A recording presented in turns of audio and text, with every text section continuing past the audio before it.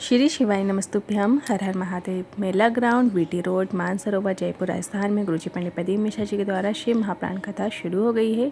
7 दिवसीय शिव महाप्राण कथा है जिसे आप 2 बजे से 5 बजे तक दोपहर में आस्था चैनल यूट्यूब के माध्यम से सुन सकते हैं।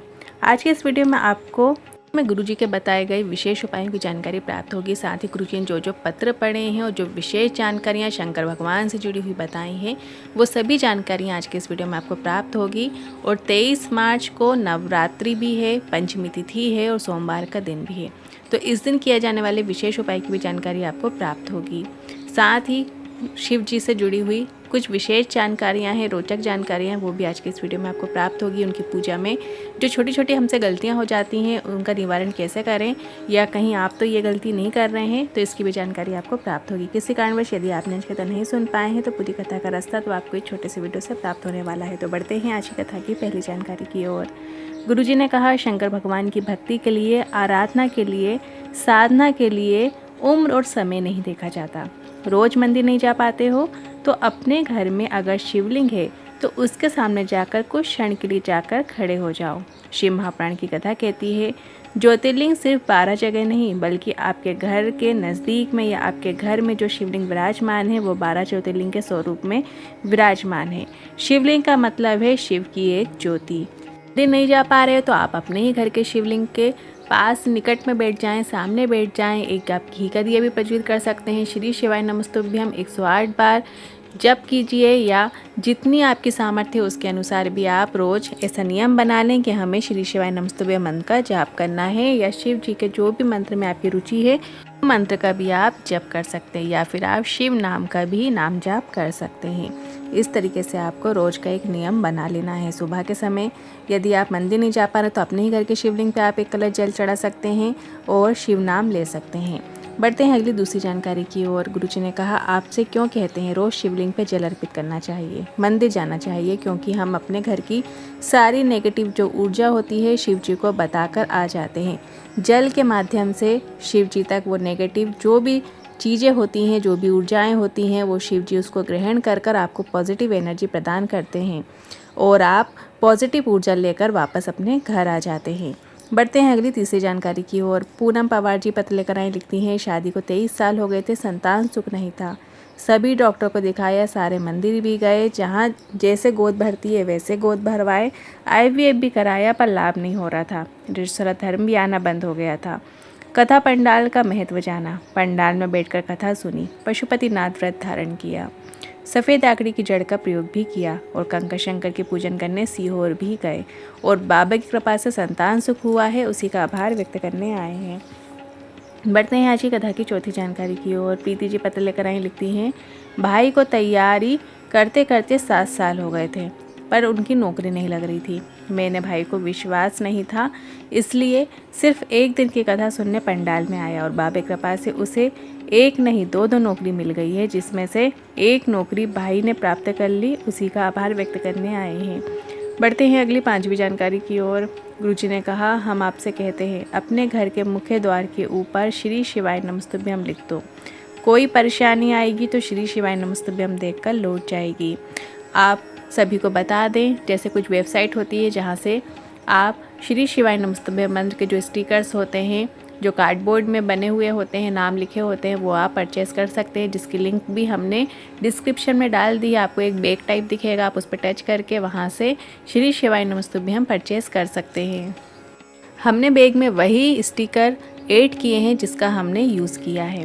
हमने अपने भी घर में सामने श्री शिवाय नमस्तुभ्यम का स्टिकर लगाया और काफ़ी अच्छी क्वालिटी का है, काफ़ी टाइम से लगा हुआ है, कुछ भी उसका कलर नहीं फेड हुआ है, तो वैसे का वैसा ही है, वैसे ही शाइन कर रहा है। तो आप भी वहाँ से जाके परचेस कर सकते हैं और अपने घर के द्वार पे लगा सकते हैं।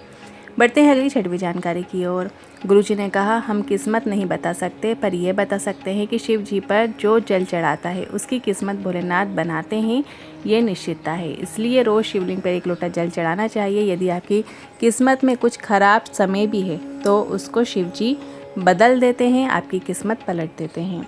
बढ़ते हैं अगली 7वीं जानकारी की ओर। सोनल जी पत्र लेकर आई, लिखती हैं, संतान सुख नहीं था, किसी ने घर पर टीवी में आपकी कथा सुनने को कहा। मैंने घर पर ही कथा को सुनकर आसन के नीचे की मिट्टी को गर्भ में लगा लेती और सीहोर के रुद्राक्ष का जल शिवलिंग पर चढ़ाकर उसका आचमन भी मैंने करना शुरू किया और बाबे कृपा से 2 पुत्र रत्न की प्राप्ति हुई है। 9 साल के बाद संतान सुख हुआ है, उसी का आभार व्यक्त करने आए हैं। बढ़ते हैं आज की कथा की 8वीं जानकारी की ओर। भवानी सिंह जी पत्र लेकर आए, लिखते हैं 2022 से कथा सुनना शुरू की और अपना दुख कहना शुरू किया और दुख कटना भी शुरू हो गए। स्थिति खराब थी, वो भी ठीक होने लगी। 2024 में पंडाल में कथा सुनना शुरू किया और गवर्नमेंट नौकरी लग गई है। उसके बाद उन्होंने अपना 2025 के बारे में बताया कि 2025 में उनके पीठ पर रीढ़ की हड्डी का ऑपरेशन डॉक्टर ने बता दिया था, पर शिव जी की कृपा से वो भी नहीं कराना पड़ा और बिना ऑपरेशन के रीढ़ की हड्डी में जो भी प्रॉब्लम थी वो ठीक हो गई।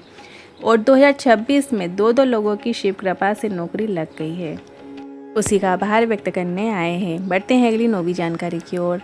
14 वर्ष से संतान सुख नहीं था, सीहोर से कंकड़ शंकर का पूजन करके आ गई और वही कंकड़ उठाकर भी लेके आ गई और 5 पंडाल में बैठकर कथा भी सुनी और बाबे कृपा से संतान सुख हुआ है, उसी का आभार व्यक्त करने आए हैं। पढ़ते हैं अगली 10वीं जानकारी की ओर। गुरुजी ने कहा, अगर कोई सफल नहीं हो रहा है और भगवान की भक्ति लगातार कर रहा है तो लोग उसे ताने देते हैं, तो एक बात याद रखिएगा, ताने उसे नहीं लग रहे, ताने देवादेव महादेव को लग रहे हैं और जवाब भी वही देंगे। इसलिए शिव जी पर दृढ़ विश्वास रखिए, अपनी भक्ति में लगे रहिए और आपको एक न एक दिन सफलता ज़रूर मिलेगी। आप सफल ज़रूर होंगे, ये निश्चित है। बस शिव जी पर अटूट विश्वास आपको रखना है। बढ़ते हैं अगली 11वीं जानकारी की ओर। कल है 23 मार्च और नवरात्रि जैसे कि चली रही है और पंचमी तिथि है, तो गुरुजी का बताया नवरात्रि की पंचमी तिथि पे किया जाने वाला विशेष उपाय है। ऊपर से कल सोमवार का दिन भी है, तो बहुत ही शुभ दिन है और पंचमी तिथि है। तो जिन लोगों के विवाह नहीं हो रहे हैं, उम्र बढ़ती जा रही है, 28 साल, 30 साल, 32, 35, 38 साल तक के हो गए हैं पर विवाह नहीं हो रहा है, रिश्ते आते भी हैं पर कहीं बात जम नहीं पाती है, कहीं ना कहीं एक दूसरे को पसंद नहीं आते हैं, कैंसिल हो जाता है या कुछ ना कुछ जमता ही नहीं है, या कुंडली नहीं जमती है, या आगे बात बढ़ती नहीं है, देख के चले जाते हैं पर जवाब नहीं मिलता। इस तरीके से जो भी समस्याएं विवाह से संबंधित हो रही हैं, तो आपको इस उपाय को ज़रूर करना चाहिए।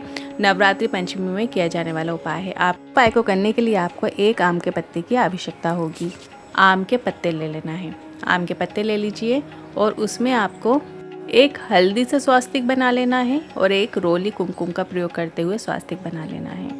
2 स्वास्तिक आपको 2 आम के पत्ते में बनाना है, एक हल्दी का और एक रोली कुमकुम का आपको स्वास्तिक बना लेना है।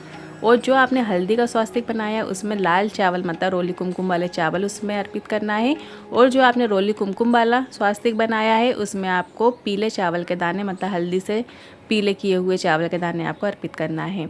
इसके बाद जो लड़का या लड़की जिसका विवाह नहीं हो रहा है, उनके हाथों में आपको, दोनों हाथों में आपको रख देना है दोनों पत्तों को, और इसके बाद अपना नाम और गोत्र बोलते हुए नीम के वृक्ष के नीचे आपको जाकर अर्पित कर देना है। अपने मन की कामना करते हुए अर्पित करना है।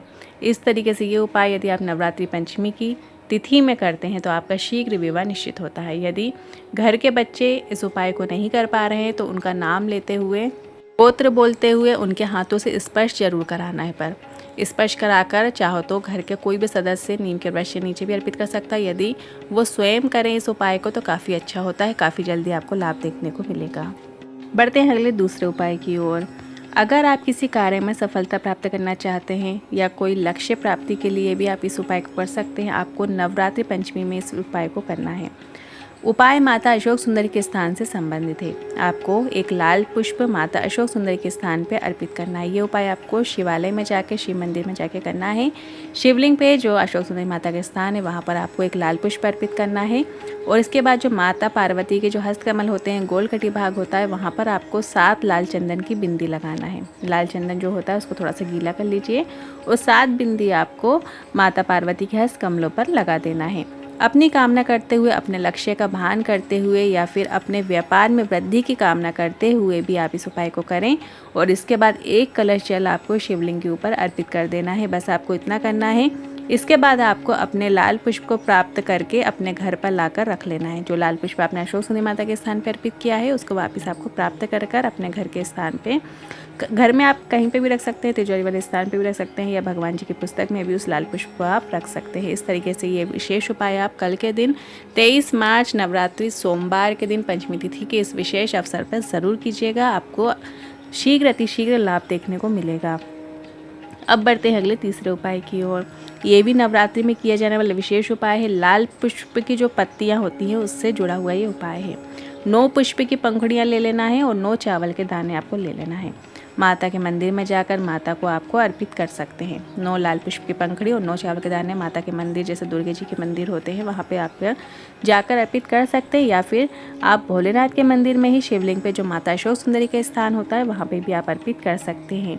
ये उपाय आपको नवरात्रि के 9 दिनों में करना होता है। पढ़ाई भी करना है, मेहनत भी करना है, साथ में सरल आसान उपाय करना है। आपको सफलता प्राप्ति के लिए ये उपाय करना चाहिए। साथ ही नवरात्रि में आपको किसी भी एक दिन, रोज कर सके तो काफ़ी अच्छी बात है, पर किसी भी एक दिन आपको कन्या भोजन ज़रूर कराना चाहिए। जो छोटी छोटी कन्याएं होती हैं उन कन्याओं को ज़रूर आप उनकी पूजन कीजिए और कन्या भोजन ज़रूर कराइए। कन्या भोजन में आप खीर खिला सकते हैं, आटे का हलवा खिला सकते हैं जो कि माता रानी को अति प्रिय है मीठे में। इसके अलावा आप आलू चने की सब्जी जो कि माता को अति प्रिय है वो भी आप खिला सकते हैं, पूड़ी का भोग लगा सकते हैं। इस तरीके से आप कन्या पूजन जरूर कीजिए। उनके पैरों में मावड़ लगाइए, उनको लाल चुन्नी उड़ाइए। इस तरीके से आप कन्या पूजन कर सकते हैं और उन्हें कोई भी वस्तु का ज़रूर गिफ्ट ज़रूर कीजिए, उनको फल प्रदान कीजिए।